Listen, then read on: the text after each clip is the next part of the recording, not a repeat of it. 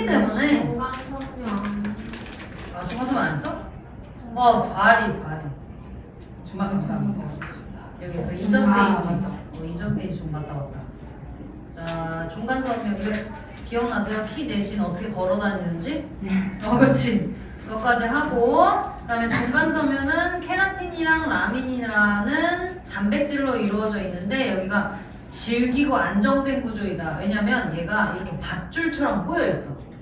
밧줄처럼 되게 이렇게 당겨도 찢어지지 않는다는 거지. 세 개 중에 제일. 그래서 얘가 여기서 세포의 형태 유지가 어떤 느낌이냐면 이 피부 세포가 가장 마찰을 많이 받잖아. 그래서 얘 어때? 이렇게 당겨도 다른 기관보다는 훨씬 더 질기지, 유연하고. 그래서 이런 세포에 좀 많다고 생각을 해주면 돼. 마찰이 강한 세포 유지라고 생각을 해주면 돼. 그래서 여기다 피부 세포라고 써놓고, 그다음에 핵과 세포 소기관의 위치 고정에 관여. 이게 라민 친구가 하는 겁니다. 라민이라는 단백질이 하는 건데 왜? 그래서 얘기했잖아. 그리고 놀이기구 탈 때 몸이 쏠리면 같이 쏠려야 되는데 얘네가 밧줄처럼 이렇게 얘네를 단단히 감싸고 있는 거야. 그래서 그 자리에 고정되어 있을 수 있다는 거지. 라민이가 다른 데도 나오잖아요. 어디에 나올까? 라민? 뭔가 익숙해? 라민. 야말? 아, 맞다.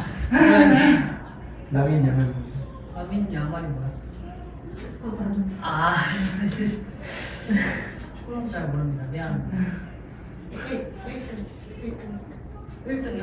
어디 1등? 우승했어요. 월드컵? 이거 검색해봐야지.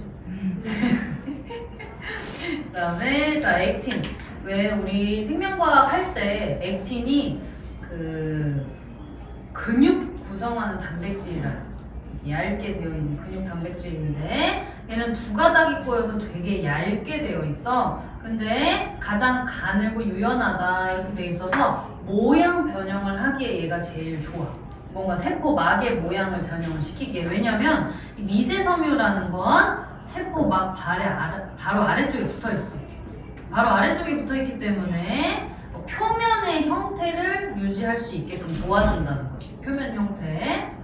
그래서 이거는 막 바로 아래서 표면 유지. 표면과 관련된 일들을 얘가 다 한다고 생각하면 돼. 그 다음에 동물 세포의 세포질 분열에 관여한대. 왜 세포질 분열이 이거였죠? 조레이떡 되는 거. 그치? 얘가 막 바로 아래에 붙어 있으니까 막 변형에 관여를 깊게 하니까 이 두 가닥이 꼬인 애들이 서로 응축을 하면서 이 가운데를 끊어버리는 거야. 가운데를 이렇게 촘촘하게 끊을 수 있도록 도와주는 거지. 그래서 요 조랭이떡 만들 때 왜 세포가 이렇게 있으면 여기에 흉 같은 거가 이렇게 점점 진다고 얘기했었어. 이 흉을 얘가 만드는 거야. 이제 섬유가. 뭐라 생각하면 됩니다. 이 정도만 알고 있으면 할 것 같아요.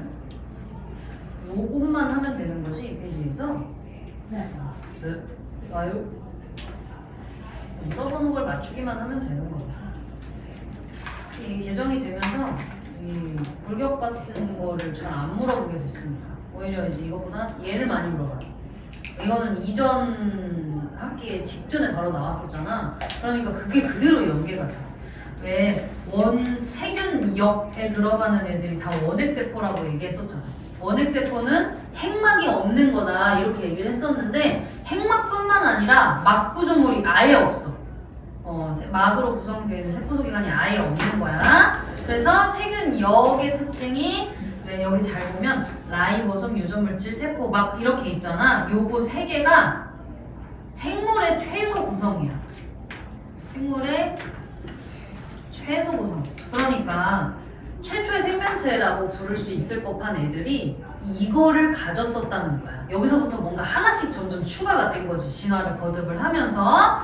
자, 세포막이 왜 필요하냐면 생물의 특성 중에 첫 번째가 세포로 구성되어 있다지. 그러면 세포막이 있어야 세포 내부와 외부를 결정지을 수 있을 거 아니야. 그치? 그 다음에 두 번째가 스스로 물질 대사를 한다야. 물질 대사에는 반드시 효소가 관여한다 했지. 효소 단백질이잖아. 그럼 단백질을 만드는 라이보솜 필요하겠지. 근데 단백질이 그러니까 라이보솜에서 단백질을 합성을 하려면 RNA가 와야 되잖아. 그치? RNA에 있는 코돈을 통해서 얘네가 번역 과정을 하는 거니까. 그럼 RNA는 누구로부터 유래가 되는 거야? DNA에서 전사가 돼서 생기는 거지. 그러니까 DNA든 뭐든 유전 물질이라는 걸 가져야 된다는 거야. 그래서 이거 세 개가 생물의 최소 구성 체계인 거야. 그런 게 있고, 그 다음에 얘는 세포벽이 있어. 자, 세균의 세포벽의 성분이 뭐였어?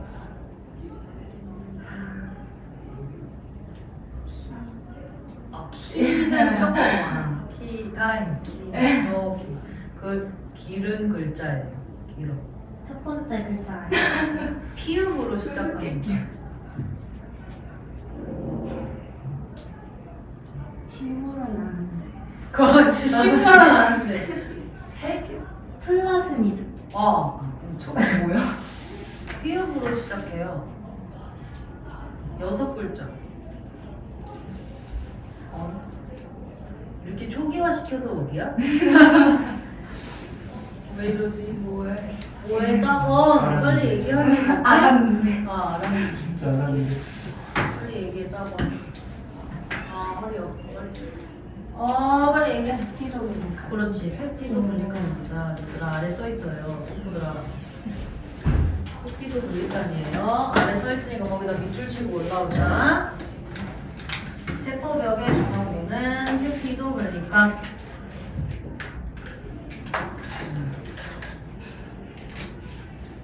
이 펩티도글리칸은 당 단백질입니다. 당 단백질. 왜? 그냥 당도 아니고 그냥 단백질도 아니고 당단백질이라고 부르잖아. 이 당단백질이라는 거는 말 그대로 탄수화물에 단백질 붙어있는 걸 당단백질이라고 얘기한다 생각하면 돼. 그런 거다.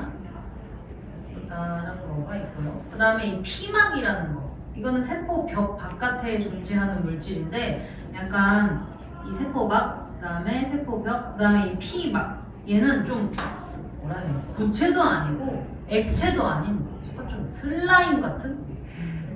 그 왜 후르츠 칵테일에 있는 코코넛 같은 거라 생각하면 돼. 후르츠 칵테일 코코넛 어때? 되게 고체이기는 한데 말랑말랑하잖아. 그런 거야. 그래서 세균 자체, 이 형태 자체를 보호하는 역할을 한다고 생각하면 돼. 그러니까 이것부터 뚫어야 되는 거야. 세균을 없애려면. 그런 느낌. 그래서 원핵세포 같은 경우에는 진핵세포에 비해서 크기가 많이 작습니다. 많이 작지. 그 다음에 핵막이 없어. 막성 세포 소기관이 아예 없다는 거지. 그치? 그래서 그냥 유전물질이 세포질에 이렇게 노출이 되어 있는 거야. 근데 얘 유전물질은 하나의 원형 DNA야. 이렇게 돼 있어. 그래서 얘는 왜 우리가 실타래처럼 생기면 우리처럼 다수의 선형 DNA를 가지고 있으면 엉킬까봐 뉴클레오솜 형태를 만들지. 히스톤 단백질을 이렇게 엮어놓잖아. 얘는 그럴 필요가 없어. 이렇게 돼 있어서 안 엉킵니다. 뉴클레오솜을 형성하지 않는다는 게 그런 의미야. 엉키지 않기 때문에 원형이라서. 그 다음에 일부는 플라스미드라는 것을 가지고 있다. 이렇게 돼 있지. 자, 플라스미드는 부 DNA라고 생각하면 돼. 이게 생명 활동의 근원이 되는 주 DNA고 얘는 부 DNA인데 이 플라스미드라는 것 자체가 얘 생존 가능성을 높이는 유전자들이 들어있어. 예를 들면 항생제 내성 유전자라던가. 그리고 이게 되게 신기한 게 요 주 DNA 같은 경우는 얘가 이렇게 세포 분열을 해. 그게 증식이고 그 다음에 생식 과정인 거지. 무성 생식. 이렇게 있다 이렇게 돼서 다른 개체. 그런 거는 유전이기 때문에 수직으로 전달한다고 얘기해. 근데 이 플라스미드는 옆에 친구한테 고무줄 총 쏘듯이 쏠 수 있어. 퇴할 수 있는 거야. 옆에 애한테. 옆에 이제 다른 세균이 있다면 얘가 자기가 갖고 있는 항생제 내성 유전자를 얘한테도 줄 수 있는 거야. 왜냐면 이건 여러 개를 만들 수 있거든. 왜 좋아요? 같이 살아남으려고 하는 거야. 그러니까 항생제를 주는 그런 환경에서 자기만 살아남으면 멸종 가능성이 높지. 그러니까 수평적으로 애들 이거를 유전자를 전달을 해준 다음에 다 같이 환경에 적응을 빨리 할 수 있게끔 만들어주는 거야. 그래서 세균은 돌연변이가 정말 빨라. 엄청 빠르게 일어나.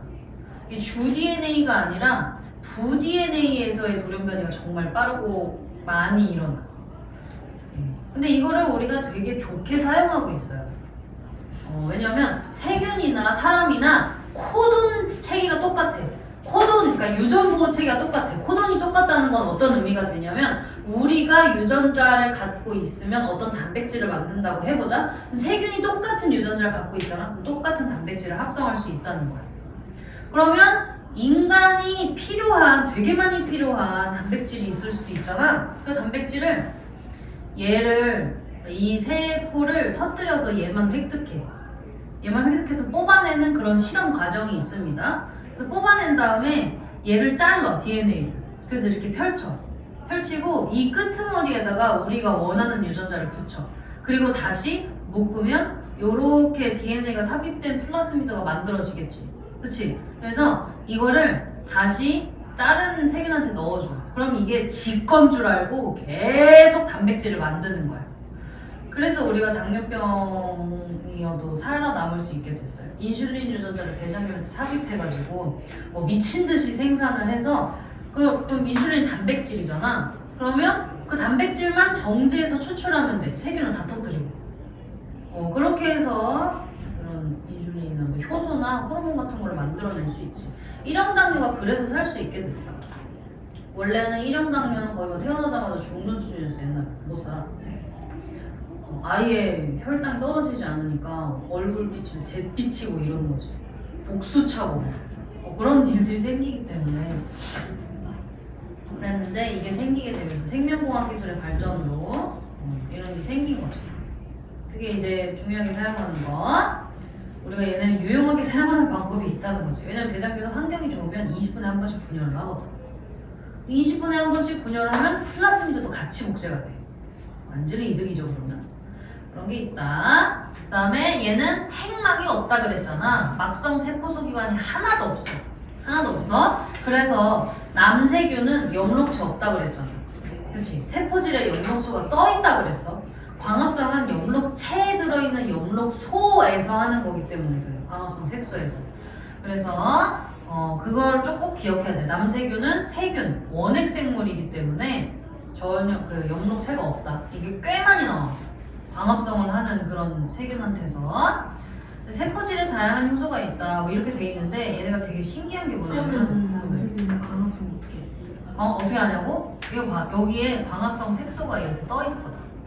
빛을 받으면 광합성은 할 수 있는. 안 모아놓은 거야. 둥둥 떠다녀 라이보솜처럼. 빛 받으면 그 색소들에서 전부 다 광합성을 하는 거지. 그래서 왜 그 광합성 세균 같은 경우에는 그 개체수를 이렇게 펼치기가 좋잖아. 분열하면 하나 생기고 이렇잖아. 그래서 왜 지구의 폐가 아마존이다 이렇게 얘기하잖아요. 실제로 광합성은 식물보다는 광합성 세균에 의해서 훨씬 많이 일어나. 바다에서 훨씬 많이 일어나. 세균은 죽으세요?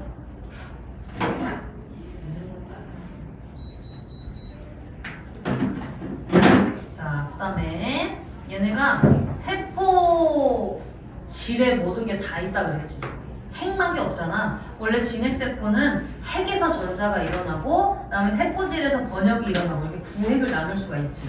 그렇지. 얘는 그딴 게 없어. 그래서 어떻게 되냐면 왜 하나의 원형 DNA가 이렇게 있다 그랬잖아. 그럼 여기서 전사 과정을 통해서 이렇게 RNA가 나와. RNA가 나오면 여기에 바로 라이보솜이 이렇게 붙어서 번역을 하면서 폴리펩타이드를 이렇게 만들어내.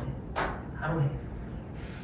그래서 얘네들은 크기가 조그마니까 대사 속도가 우리보다 훨씬 빨라. 왜 그 있잖아요. 거시세균은 늘 느리고 미시세균은 훨씬 빠른 거. 그런 느낌으로 얘네는 대사 자체가 되게 빨리 일어나고 수명이 좀 짧은 편이라는 거지. 그런 게 있다. 그래서 세포질에 뭐든지 다 있다. 그래서 이것도 자 라이보솜에 자 DNA에 유전정보가 전사된 mRNA가 곧바로 라이보솜에서 변형된다. 이렇게. 곧바로 라이보솜에서 변형된다는 게 이런 얘기고 예시는 대장균, 남세균 이렇게 두 개만 나오잖아. 그러니까 시험에도 이렇게 두 개가 나온다는 거야. 대체로. 뭐 결핵균 이런 게 나올 수도 있긴 한데 왜냐면 우리가 그걸 이전에 그 병원체 할 때 배웠었으니까. 근데 여기는 그런 걸 보려고 한 게 아니라 대표 세균이 대장균이어서 나오는 거고 남세균은 광합성 세균이기 때문에 나오는 거야. 딱 그 정도로 봐주면 돼. 그 다음에 자 진핵생물은 핵이 있으면 진핵생물이라고 부르기로 했었지. 그래서 크기 크고 핵 속에 다량의 유전물질이 들어있고 얘는 다수의 선형 DNA. 얘는 하나의 원형 DNA인데 둘 다 바뀐 거지. 하나도 아니고 다수고 원형도 아니고 선형인. 그래서 얘는 엉킬 수가 있기 때문에 뉴클레오솜을 이루고 있다 그랬지. 뉴클레오솜이 실타래라고 보면 된다 그랬어. 이 히스톤 단백질 8개를 DNA가 2바퀴 반씩 감고 있다고 얘기했었죠. 그렇다. 그 다음에 자 막성 세포소기관 있어. 여러 가지가 다 있지. 막성 세포소기관이 아닌 건 라이보솜 세포벽 중심층 말고는 없어. 아, 물론 세포 골격도 단백질로 이루어져 있으니까 막성 세포소기관이 아니기는 해. 그러니까 그런 것을 제외하고는 다 막성 세포소기관이다. 그 다음에 라이보솜 당연히 있어야지. 세포의 최소 조건 중에 하나였는데 근데 이런 차이가 있어. 얘랑 얘가 DNA의 양 차이도 있고 세포의 크기 차이도 있잖아. 그래서 라이보솜 자체가 얘가 훨씬 작아. 좀 작은 편입니다. 그러니까 라이보솜이 rRNA라는 RNA랑 그 단백질 요거 2개로 구성이 돼 있다 했잖아. 근데 단백질의 양도 좀 적고 rRNA의 종류도 좀 다른 거야. 완전 다른 라이보솜인 거야. 그래서 우리가 세균한테 뭔가 침투당해서 감염이 됐어. 그러면 세균을 없앨 수 있는 가장 좋은 방법은 그 세균의 단백질을 변성시키면 돼. 그렇지? 단백질의 변성은 열 아니면 pH로 가능하다고 했잖아. 우리가 살기 좋은 pH랑 세균이 살기 좋은 pH가 좀 달라. 그래서 그 세균의 표적 pH, 얘가 죽을 수 있는 그 표적 pH를 골라서 공격할 수가 있어. 그래서 세균에 대한 치료는 좀 쉬운 편이에요. 많이 다르니까. 그 얘기가 이쪽에 나와 있고요. 그 다음에 여기 있다. 자, 막성 세포소기관의 이점. 구획을 나눌 수 있으니 일을 좀 더 효율적으로 할 수 있다는 거야. 여기서만 이 일을 해가 가능하니까 원액은 세포질에 다 떠다녀 있기 때문에 막 돌아다니면서 별짓을 다 하는데 근데 얘는 세포 골격으로 다 구조가 나눠져 있다 그랬지. 진핵세포는. 그러니까 해야 할 곳에서 해야 할 일만 하니까 빨리빨리 뭔가 효율적으로 할 수 있다는 거지. 그렇지? 자, 그래서 여기 보세요. 세포벽, 식물은 셀룰로스, 키틴이 여기 있습니다. 균류. 균류 애들이 키틴이 들어있죠. 버섯곰팡이는 균류니까. 그래서 진핵생물은 단세포 또는 다세포이다 라고 얘기했는데 단세포는 뭐냐? 단세포 원생생물이 있습니다. 원생생물은 단세포 진핵생물. 예를 들면 아메바 이런 게 있다는 거지. 아메바 같은 경우는 원생생물에 속하기 때문에 근데 얘는 단세포라서. 균류, 버섯곰팡이는 다세포예요. 그래서 얘가 치료하기가 제일 힘들다 그랬었잖아. 인간의 세포와 가장 비슷하기 때문에. 그렇죠? 이런 식. 그래서 자 여기에 식물, 동물, 그 다음 세균을 비교하는 것. 자 여기에 그 우리가 앞에서 뭐 이미 뭔가를 봤었는데 운동성 이런 게 들어갈 수 있어. 지나가게 했잖아요. 운동성은 동물 세포에만 있다. 식물은 없다. 어때? 세균은 운동성이 있어요. 선모 편모가 있잖아. 그치? 그런 게 추가가 될 수도 있고 얘는 하나의 원형 DNA 핵막도 없고 그래서 막성 세포소기가 하나도 없고 이거는 무조건 가져야 돼. 요거랑 요거는 최소 조건이니까 무조건 갖고 있어야 되고 세포벽은 동물만 없다. 여기 버섯곰팡이가 나온다고 해도 걔가 키틴으로 있어야 되니까. 그치? 이 정도만 봐주면 됩니다. 얘는 그래서 지난 학기 거랑 거의 똑같아요. 다를 게 없어가지고. 이렇구나. 그래서 요거가 이제 풀어오는 숙제가 되겠죠. 37부터 39까지 해오는 거였으니까. 그럼 37부터 39까지 질문이 있으십니까? 있으면은 해주세요. 있는 걸까? 그러면 40 숙제로 해오시고요.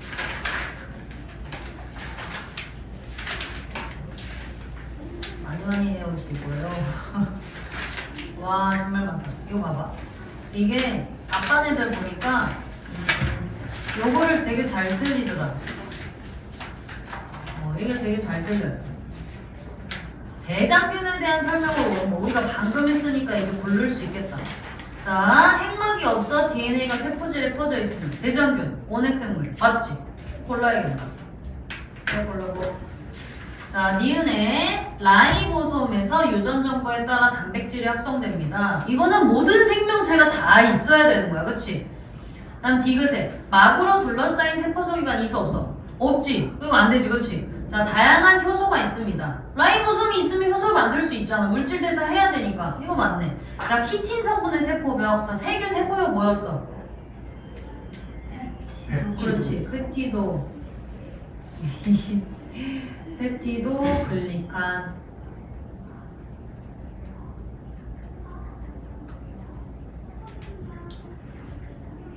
정답은 4번이 되겠죠?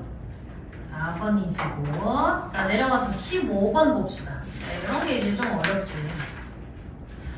자, ABC는 남세균, 토끼, 동물이네요. 남세균과 토끼와 그다음에 시금치의 공변세포, 식물 얘기하는 거예요. 세균, 동물, 식물 다 나온 거지. 자, 핵막이 있다에 들어갈 수 있는 건 토끼도 있고 시금치도 있죠. 토끼와 시금치.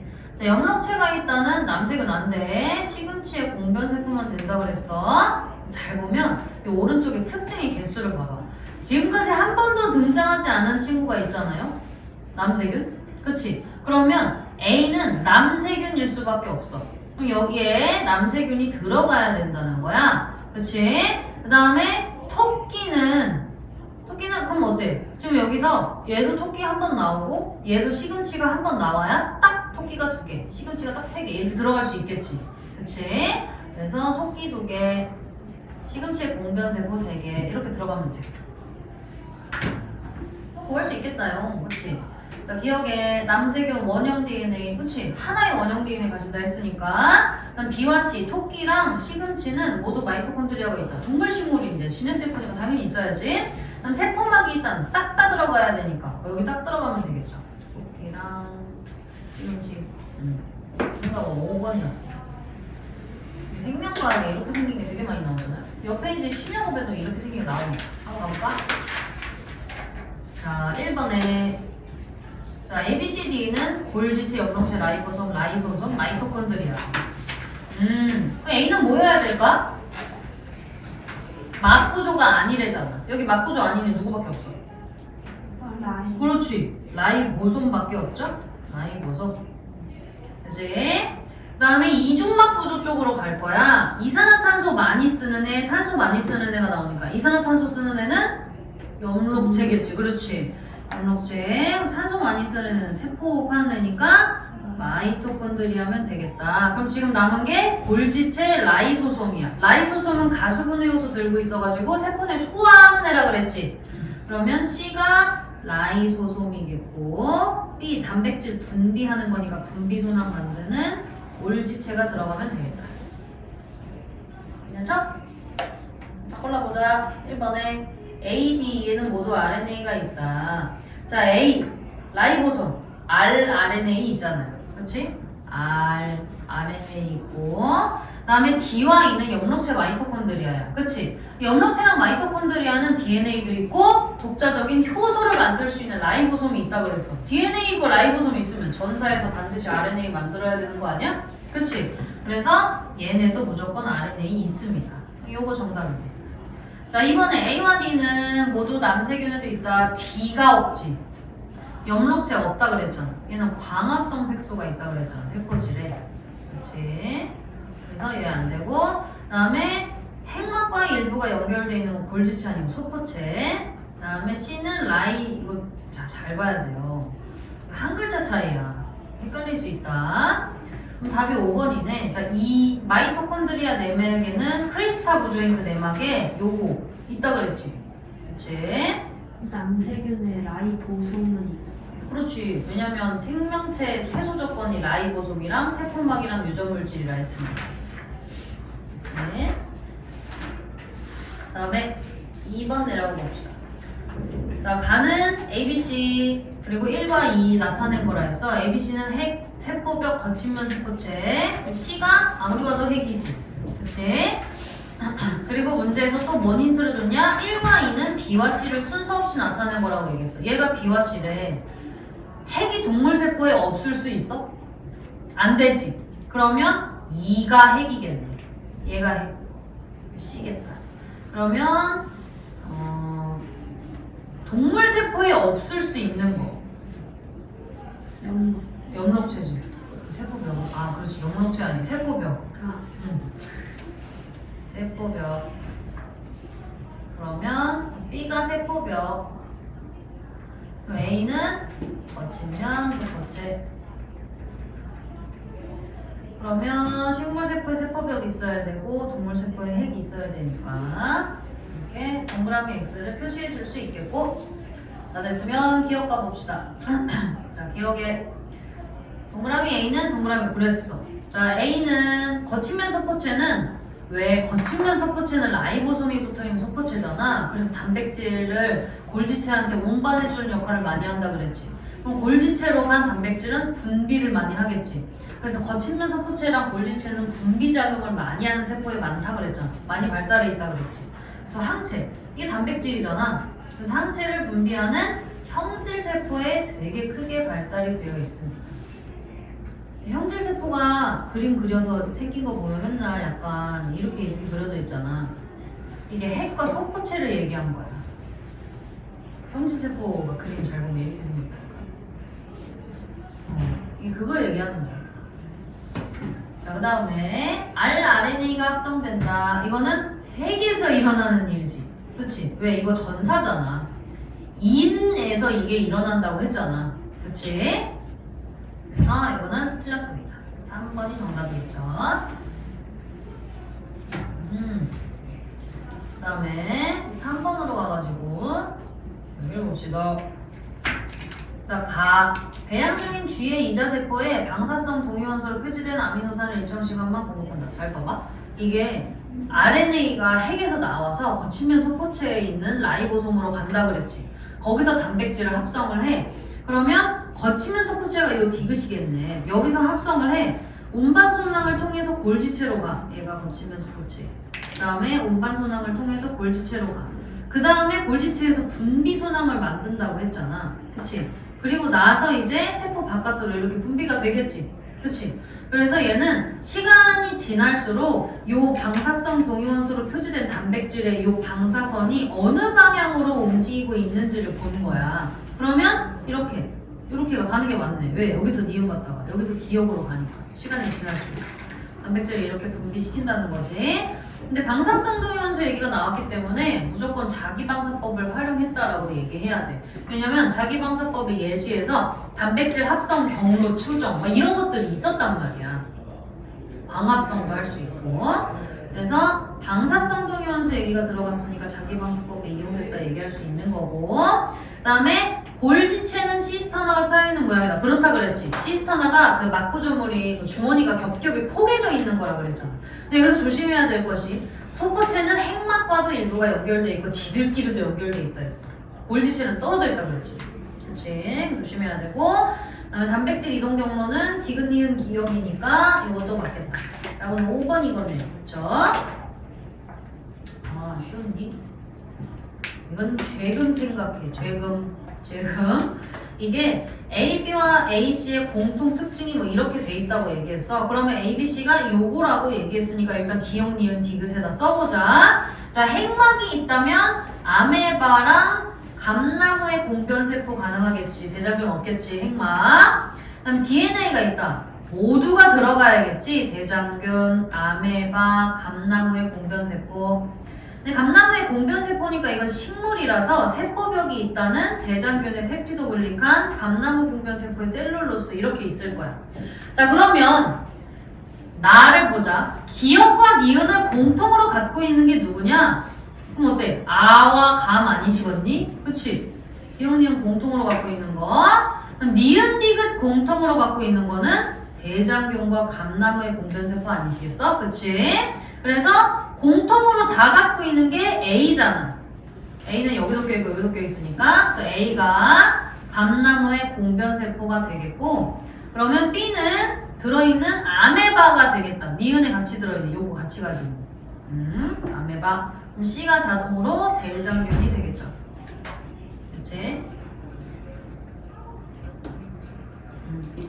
그러면 아래 기억으로 가봅시다. 기억. 유전물질의 양은 진핵세포가 원핵세포보다 많다 했잖아. 그치? A는 감나무의 공변세포라서 진핵세포고 C는 대장균이라서 원핵세포잖아. 이쪽이 많죠? 하나의 다수에 이런 차이가 있으니까. 그 다음에 니은 B는 아메바는 원핵생물에 속한다. 원핵생물 아니었어. 단세포 진핵생물이면서 어디에 속하냐면 원생생물에 속합니다. 완전 헷갈리겠지 잘못 알면.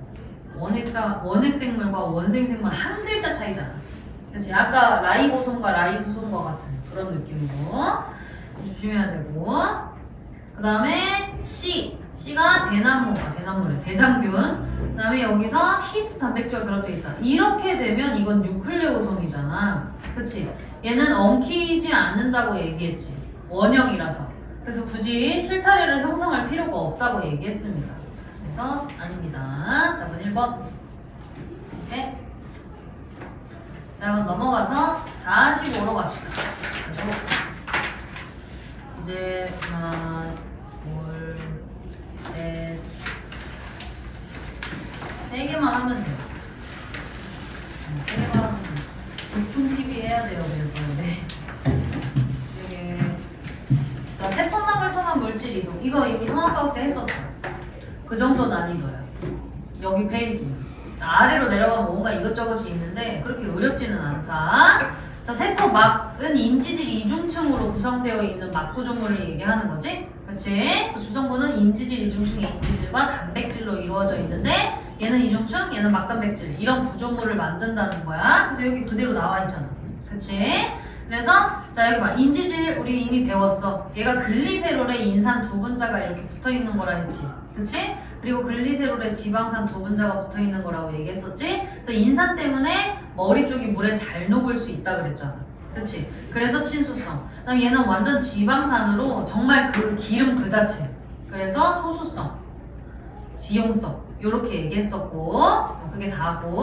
막단백질은 단백질인데 막 근처에 있으니까 막단백질이라고 부르는 거야. 얘는 이렇게 아예 관통을 해 있거나 아니면 파묻혀 있거나 이렇게 붙어서 얹어져 있거나 여러 가지 형태가 있다는 거야. 그래서 우리는 이것만 배웠었어.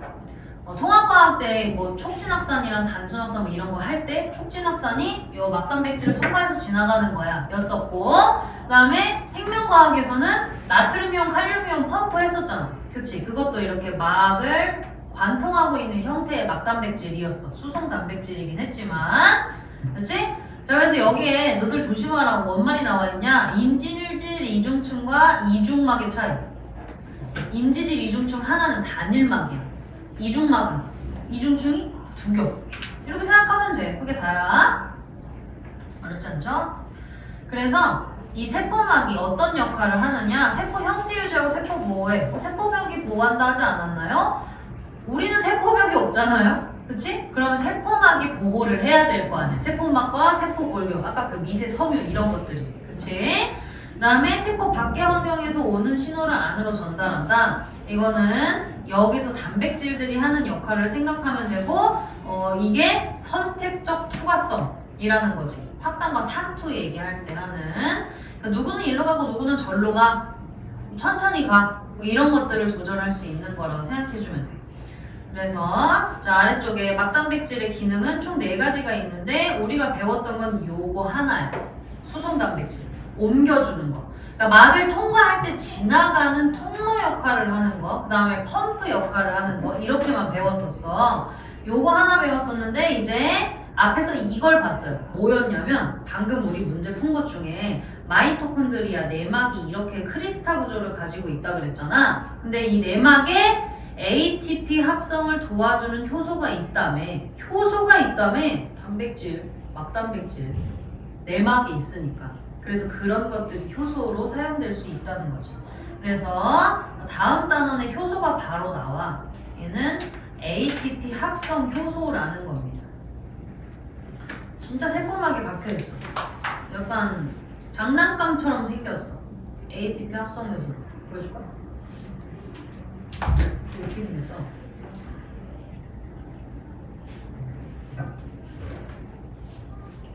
그렇게 생긴.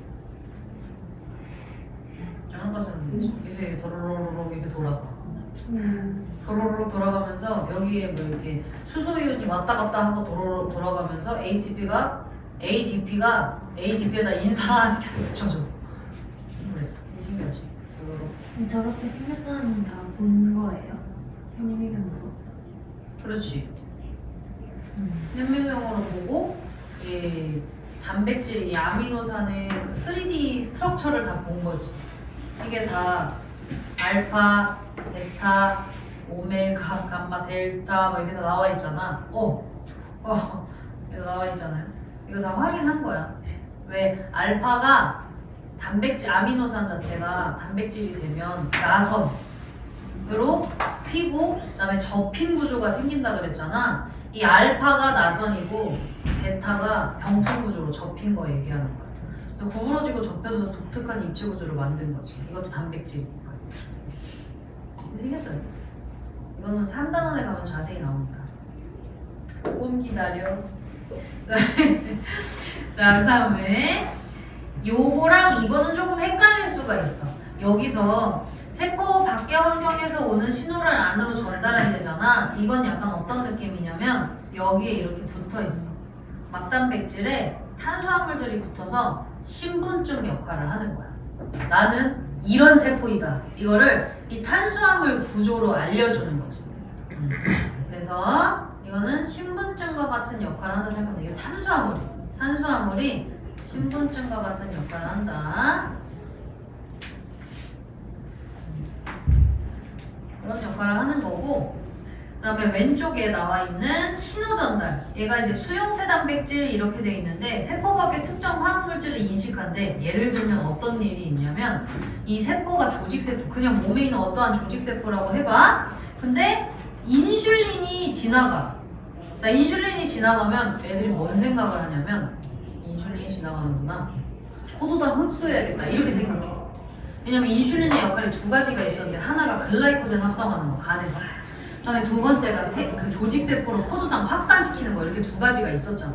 그치? 그래서 조직세포로 포도당 확산시키는 거를 얘네가 인슐린이 지나가면 해야 되겠다 생각하는 거야, 애들이. 그치? 그래서 인슐린이 지나가면 포도당을 흡수하는 역할을 하는 거지. 포도당 흡수하게끔 막단백질을 배열을 해주겠지. 그래서 이거는 특정 명령에 대해서 명령 받아서 움직인다는 느낌인 거야. 그런 느낌.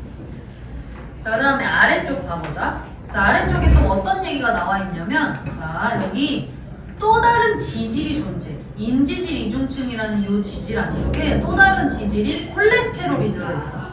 왜 우리가 지질이 몸에 있는 중성지방, 인지질, 그 다음에 콜레스테롤 이렇게 세 개였잖아. 얘는 그 탄소 요렇게 사각형, 오각형끼리 막 이렇게 붙어있는 구조라고 했었잖아. 그치? 얘는 세포막의 유동성을 조절해주는 애라고 생각하면 돼. 여기 있어. 콜레스테롤은 세포막의 유동성을 조절한다. 그래서 이게 왜 안정적으로 있기 위해서 유동성을 조절을 해야 되냐면 세포막은 진짜 그냥 막단백질 제외하고 기름으로만 이루어져 있는 거야. 근데 기름은 온도가 높으면 엄청 액체처럼 흐르고 온도가 낮으면 그 겨울에 야외에서 바베큐 뭐 해먹는다 생각해봐. 그렇게 기름 굳으면 바로 하얘지지, 그치? 완전 고체돼 버리잖아. 그래서 온도 차에 따라서 급격한 유동성, 바뀌는 그런 급격한 유동성을 제어해주는 역할을 얘가 한다 생각하면 돼. 사이사이에 붙어서 기름기를 좀 잡아준다 해야 되나? 그래서 기름의 특성을 너무 지나치게 뜨는 걸 콜레스테롤이 좀 막아준다 생각하면 돼. 콜레스테롤도 기름이긴 한데 인지질과 조금 종류가 다른 애니까. 그렇게 생각해주면 되겠다. 그래서 방금 기름처럼 막 흐른다고 얘기했었잖아. 이 인지질이라는 거는 제자리에서 가만히 있지 않고 막 움직여.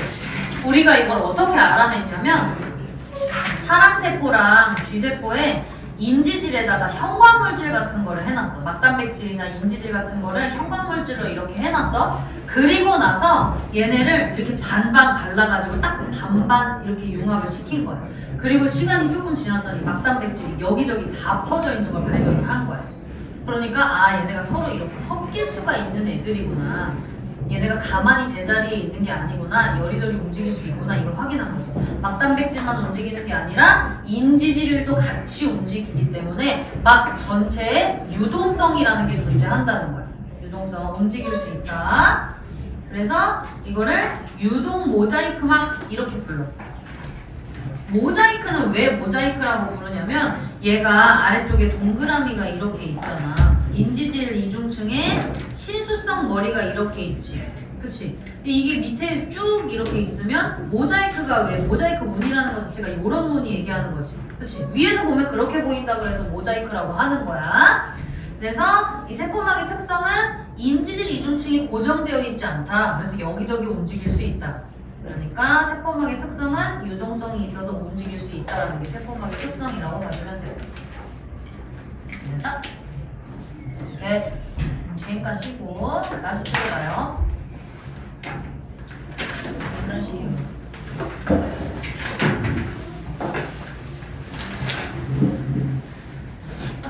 안따본으로 자, 세포막 앞에서 선택적 투과성. 이거는 그 세포서기관 할 때 세포벽이랑 세포막의 차이에 세포벽은 전투과성, 막은 선택적 투과성이 있다는 거에 밑줄을 치고 왔었어. 이거는 세포막으로 물질이 드나드는 것을 조절하는 걸 선택적 투과성 이렇게 얘기를 해. 그래서 인지질 이중층을 직접 통과하느냐 그렇지 않느냐로 나눌 수가 있는데 원래 직접 통과하느냐 그렇지 않느냐인데 하나 더 생겼어. 막변형을 통해서 움직이는 게 하나가 더 생긴 거야. 그래서 요거는 그냥 진짜 단순 확산이라고만 불러. 얘가 그냥 진짜 단순 확산인 거고, 그 다음에 수송 단백질을 통해서 움직이는 건 두 가지가 있어. 두 가지. 뭐냐면 촉진 확산이 있고, 그 다음에 능동 수송이 있어. 근데 왜 이게 막단백질을 통과해야 하는 물질들, 그 막단백질을 통과하려면 막단백질은 뭐 엘리베이터나 문 뭐 이런 거야. 근데 사이즈가 너무 커서 들어갈 수 없다면? 우리 이사 갈 때 생각해봐.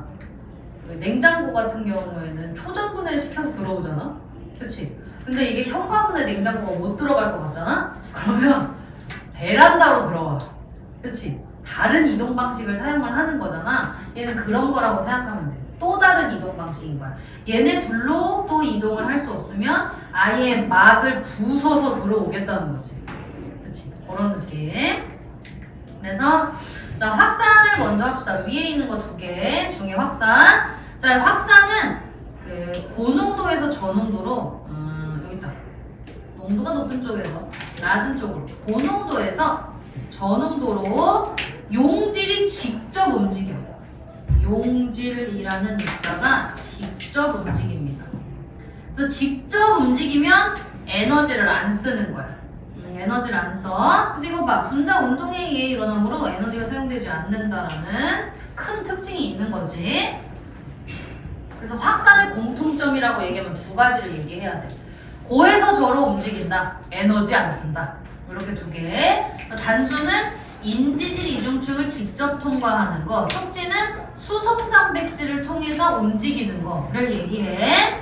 그래서 단순 확산은 물이랑 안 친해야 되고 크기가 조그매야 돼. 물이랑 안 친하고 크기가 조그만. 그래서 물이랑 친하지 않은 기체들, 이런 기체. 이거 험판과류와 모세혈관 사이, 그 다음에 모세혈관과 조직세포 사이에서 적혈구를 통해서 얘네가 움직이잖아. 타고 내리고 하면서. 그치? 그래서 이거는 기체라서 물과 안 친합니다. 그래서 그냥 인지질 이중층의 그 지방산을 그대로 지나다닐 수가 있는 거지. 일단 크기가 작기도 하고. 근데 촉진 확산은 수송 단백질을 통해서 확산해서 통로 단백질과 운반체 단백질 두 개가 나눠져 있어. 통로 단백질은 문이라고 생각하면 돼. 문. 어때? 문이 열려 있으면 막 지나다닐 수 있지. 약간 그런 느낌이야. 탈문국일 때 나트륨이온 통로 열린다고 했잖아. 열리면 어때? 나트륨이 다 막 지나갈 수 있잖아. 나트륨이온. 칼륨이온도 근데 문이 닫히면 못 가는 거지. 칼륨이온 통로도 열리면 막 움직이잖아. 그치? 그것처럼 통로 단백질은 문이야. 그럼 운반체 단백질은 뭐냐? 얘는 엘리베이터라 생각하면 돼. 엘리베이터 기다려야 되지. 타고 움직이는 동안 밖에 있는 애는 기다려야 되잖아. 그치? 얘는 그렇게 생각해주면 돼. 그래서 통로 단백질은 나트륨이온 통로나 칼륨이온 통로 같은 게 있을 수 있고, 그다음에 이 수속 단백질은 이게 운반체 단백질은 포도당도 있을 수 있고, 뭐 아미노산이 있을 수도 있고, 나트륨이온, 칼륨이온 펌프도 이거야. 운반체 단백질. 이런 게 있을 수도 있다. 그래서 이 운반체 단백질은 능동 수송도 가능해. 능동 수송, 에너지를 사용하는 것도 되고, 그 다음에 수동 수송으로 에너지를 사용하지 않는 것도 가능한 거야. 둘 다 가능하다. 이게 확산입니다. 수동 수송이. 둘 다 돼.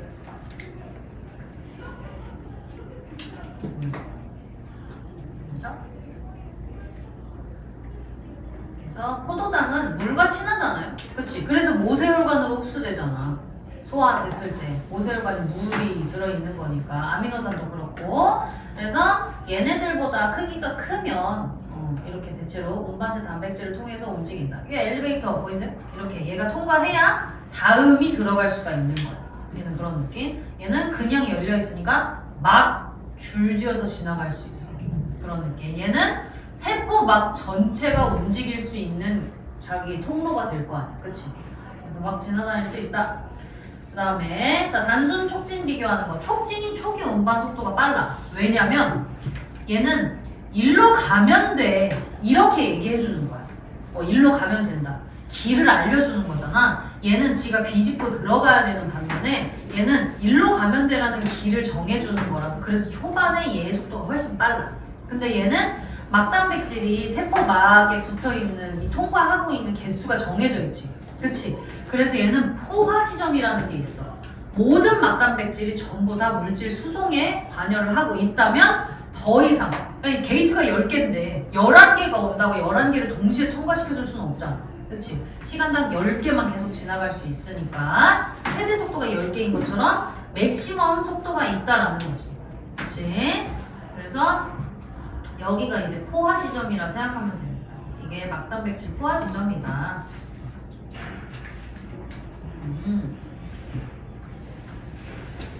그래서 얘네의 확산 속도에 영향을 줄 수 있는 건 세포 안과 밖의 농도차도 있고 또 온도도 있습니다. 온도가 커질수록 점점 확산 속도가 빨라져.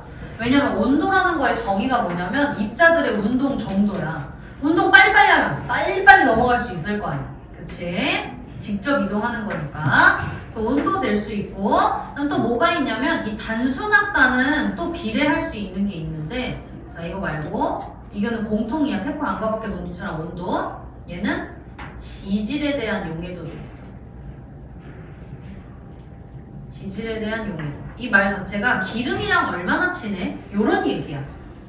기름이랑 친하면 친할수록 기름에 잘 녹을수록 지방산과 유사하니까 잘 지나다닐 수 있을 거 아니야.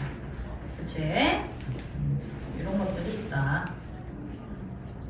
그 다음에 자 위쪽으로 갑시다. 위쪽에 이제 극성이랑 이 극성은 이미 했었을 수도 있어. 왜 보면 물 분자가 이렇게 있으면 물은 원자과 전자가 하나, 둘, 셋, 넷, 다섯, 6개야. 근데 그래서 전자쌍을 요렇게 하나, 요렇게 하나, 요렇게 형성을 해. 근데 전자가 쌍으로 있기 때문에 이 결합하지 않은 산소 친구의 원자과 전자들도 이런 식으로 전자쌍을 형성을 해. 네, 마이너스, 마이너스, 마이너스, 마이너스 이렇게 되어 있지. 이거는 산소 혼자 가지고 있는 마이너스라서 마이너스가 왕짱 세. 얘도 왕짱 세. 그래서 마이너스끼리 밀어내는 힘이 얘네가 왕짱 세고 그 다음에 얘네랑 얘네 사이에 밀어내는 힘이 그 다음으로 세고 얘네가 제일 약해. 그래서 얘네가 똑같이 멀어지고 싶은데 요거 애들 있지. 요 왕짱 세 애들이 너무 세니까 얘가 이렇게 가까이 붙어버리는 거야. 그치? 얘네가 정확하게 하나, 둘, 셋, 넷 이렇게 4차원, 3차원이지. 3차원에서 정확하게 멀리 떨어져 있으면 이 전자쌍 사이의 구각도가 109.5도가 돼. 이러면 완벽한 균형. 여기저기에 전하량의 세기가 다 똑같은 상황이 돼. 근데 얘는 어때? 얘네 둘이 미는 힘 다르고 얘네들이 미는 힘이 다 다르기 때문에 이 각도가 훨씬 줄어들어. 그럼 균형이 깨졌지. 그치? 그래서 어디는 마이너스가 되게 세고 어디는 플러스가 되게 세져. 부분적으로. 이거 자체가 중성인데 이 안에서 전자가 어디로 쏠려 있느냐에 따라서 플러스 마이너스가 결정이 되는 거야. 이걸 분자의 극성이라고 얘기를 해서 아마 화학한 애들은 이거 했을 겁니다. 이거 뭐 평면구조 104.5도 구분형 뭐 이런 거. 그치? 요게 극성이야. 얘는 극성을 띠고 있다라는 건 이제 물 분자가 극성을 띠고 있잖아. 그래서 물이 이온 결합 물질인 완벽한 극성을 잘 녹이는 거야. 물이 극성을 띠고 있기 때문에. 그래서 이 극성은 2개 이상의 원자로 이루어진 분자에서 전하의 분리는 플러스와 마이너스의 분리를 얘기하는 거야. 그래서 양전하와 음전하를 부분적으로 띠는 걸 극성이라고 얘기한다는 거지. 그래서 이거는 물에 녹아. 근데 기름과는 안 친해. 그렇게 보면 돼. 그래서 이산화탄소는 완전 완벽 그 자체야. 이산화탄소는 양쪽으로 좌우 대칭 형태를 띠고 있기 때문에 극성이 전혀 없어. 똑같은 세기로 잡아당기니까. 그렇지? 그래서 그런 애들, 이산화탄소는 물에 잘 안 녹잖아. 그렇지? 탄산은 어때요? 가만히 두면 다 빠져나오잖아. 그렇지? 그런 것처럼 극성을 띠는 애들은 물에 잘 녹아. 이렇게 생각만 해주면 돼. 생명 수준에서는 극성 물질은 물에는 녹지만 지방산에는 안 녹는다. 그래서 얘는 움직일 거면 촉진 확산처럼 아니면 뭐 펌프처럼 움직여야 된다는 얘기야. 근데 생각해봐. 물도 그런 극성을 띠고 있는 거지. 그치? 그럼 물도 인지질 이동충을 직접 통과할 수가 없겠네? 물도 그래서 그 물을 통과시켜주는 다른 수송 단백질이 있어요. 뭐냐? 이름이 있었는데 하이드로펌프라는 것이 있습니다. 아 여기다. 아쿠아폴린 여기 나와있네. 수송 단백질이 있다. 아쿠아폴린이라는 하이드로펌프 수송 단백질의 도움을 받아서 움직인다. 어쩔 수 없어. 물과 기름이 서로 친하지 않기 때문에. 다음. 자 이제 확산 다 했다. 3투 이게 어려워. 3투가 어려워. 3투는 자 물의 농도가 높은 쪽에서 낮은 쪽. 자 물의 농도가 높은 쪽에서 낮은 쪽으로 오니까 용질 기준으로 보면 저농도에서 고농도로 가는 거야. 뭐가 가냐? 용매가 직접 이동해. 자 아까 직접 이동한다고 얘기했으면 에너지를 쓰는 거야 안 쓰는 거야? 안 쓰는 거야. 직접 이동하면 보내줄 필요가 없잖아. 그치? 알아서 지가 가니까 보내줄 필요가 없어서 직접 이동하면 에너지 안 쓴다. 이런 얘기였어요.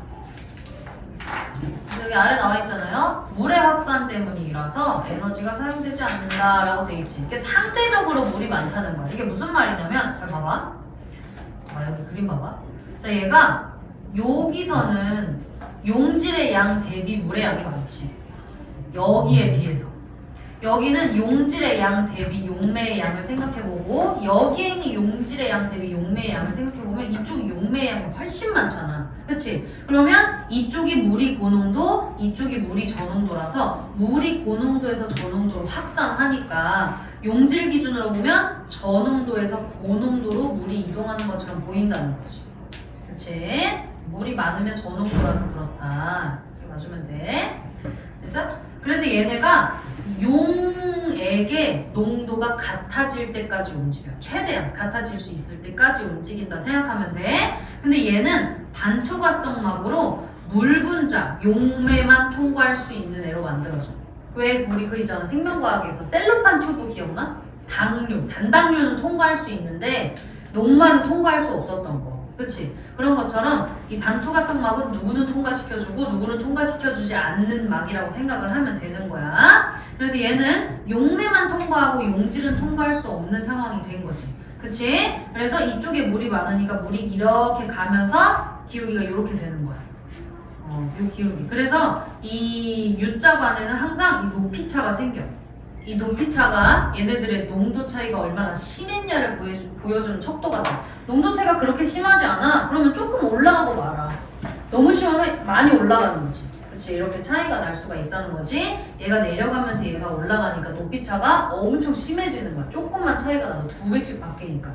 그치? 근데 이게 이 막을 지나다닐 때 물 분자가 얘네 막 사이를 이동을 할 때 이렇게 미는 힘이 있어. 미는 힘? 이렇게 미는 힘이 있어. 이거를 삼투압이라고 얘기해. 삼투 현상이 일어나면서 생기는 압이 있다는 거지. 이 삼투압은 뭐에 비례하냐? 나와 있어요. 자, 여기다 적어놔야지. 자, 여기 있다. 삼투압은 여기 앞에 나와 있다. 자, 용액의 농도차가 클수록, 농도가 높을수록 크다. 삼투압은 보통 P라고 많이 얘기해. P 아니면 파이 이렇게 얘기를 하는데 얘는 CRT 이렇게 쓸 수 있습니다. 이 C는 여러분 몰농도 얘기하는 거예요. 그 몰농도의 차이가 얼마나 큰지를 보겠다는 거지. 특정 용액에서 저쪽 용액으로 넘어갈 때 특정 용액의 몰농도를 보겠다는 거야. 그리고 이 R은 기체 상수 얘기하는 거예요. 이거 그냥 상수예요. 이 T는 절대 온도를 얘기하는 거지. 근데 왜 몰농도가 C예요? 이건 생명과학에서 써서 C인 거야. 원래는 N이죠. M이지. 아, 몰수가 N이지. 그렇지. 몰농도니까. 라지. 그렇지. 얘는 이거분의 요거잖아. 그렇지. 이거는 생명과학에서 쓸 때 C라고 쓰는 거야. 그럼 저 원래 PV는 NRT. 맞아. PV는 NRT인 거야. 근데 뭐 물의 부피가 똑같으니까 뭐 바뀌고 막 이런 게 있지만 시작 부피가 똑같아서 전체 부피의 차이는 없잖아. 그래서 그거 그냥 없애는 거야. 부피는 영향을 주지 않기 때문에. 그래서 이 PV는 NRT 꼴이 맞습니다.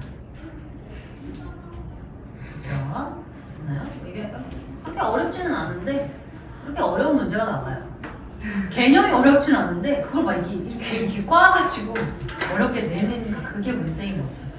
삼두는 뭐 그렇게 어렵지는 않아. 왜? 이 아래 봐, 그림 봐. 통합과학 때 봤던 거 그대로 나오잖아. 그치? 통합과학 때 봤던 게 그대로 나와서 막 엄청 어렵지는 않은데 근데 중요한 게 있어요. 얘가 이렇게 시간이 엄청 지나고 나서 이 높이가 일정한 상태가 됐다고 해봐. 그러면 여기 사이에서 물이 이동 안 하니? 를 물어봐. 절대 아니야. 순이동을 안 하는 거야. 순이동이라는 거 자체가 뭔가 이렇게 변화가 생길 만한 이동량을 얘기하는 거야. 그런 거는 없어. 근데 순이동이 없다는 것 자체가 뭐야? 2개가 넘어오면 2개가 넘어가. 이런 얘기잖아. 그치? 그래서 순이동이 없이 물의 이동이 계속 일어납니다. 물의 이동이 계속 일어난다. 자, 그러면 이걸 가지고 이쪽을 다시 얘기를 해보자. 얘가 이렇게 높이 차이가 생기면 농도에 의해서 물이 이렇게 넘어가려는 힘이 있을 거고 그 다음에 여기에 물이 너무 많으니까 그게 여기를 누르는 힘이 생길 거야. 그치? 얘는 언제까지 움직이냐? 얘가 움직이고 이 높이 차이가 누르는 힘이 같아질 때까지 움직여. 그럴 때까지 움직여. 근데 만약에 농도 차이가 그렇게 됐을 때 얘가 완전히 안 같을 수도 있어. 농도가 완전히 안 같을 수도 있어. 그리고 또 더 나아가면 뭘 물어볼 수가 있냐면 여기랑 여기에 있는 용질 입자의 차이를 물어볼 수가 있어. 이게 농도가 같아졌다는 힌트를 줄 수도 있어. 시간이 막 엄청 오래 지났다 이런 얘기를 하면 대체로 농도가 같아진 거야. 근데 여기에 그 농도가 같아졌다는 게 여기에 있는 용질 입자 대비 용액의 부피, 여기 있는 용질 입자 대비 용액의 부피를 물어보는 거야. 그럼 당연히 물의 부피가 이쪽이 크니까 용질의 몰수도 이쪽이 더 커야 되는 거 아니야? 용질의 질량 자체가 이쪽이 많이 커야 되는 거잖아. 그런 걸 물어봐. 얘네의 농도가 똑같아졌음에도 불구하고 부피가 이쪽이 크니까 그 안에 들어있는 용질 입자의 수가 이쪽이 많다라는 거지. 뭐 이런 걸 물어봐. 당연히 이거는 안 그려주고 물어보는 거지. 안 그려주고 물의 높이가 이렇게 바뀌었을 때 그럼 여기가 저 농도고 여기가 그 농도였구나. 그래서 물이 이쪽으로 많이 갔구나. 여기 농도가 높으니까 그러면 이쪽이 농도가 높았으니까 용질 입자가 많았겠다. 이렇게 생각해. 물이에요? 그렇지. 파란색이 물 분자야. 여기 이렇게 표시해놨듯이. 그래서 이게 조그마니까 이 막을 통과할 수 있는 거지. 그렇지. 자. 그래서 아래쪽에 동물, 식물의 상투. 자, 등장액은 같을 등이니까 세포와 농도가 똑같은 거지. 지금 저장액이면 세포보다 농도가 작은 용액에 넣었다는 얘기야. 그래서 여기에 용액이 이렇게 있잖아? 그러면 용액이 저농도고 세포가 고농도라는 얘기야. 근데 어때? 물은 저에서 고로 이동한다며.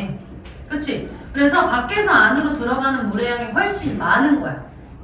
안에서 바깥으로는 왜 물이 왜 나와요? 이게 균일하지 않아서 그래.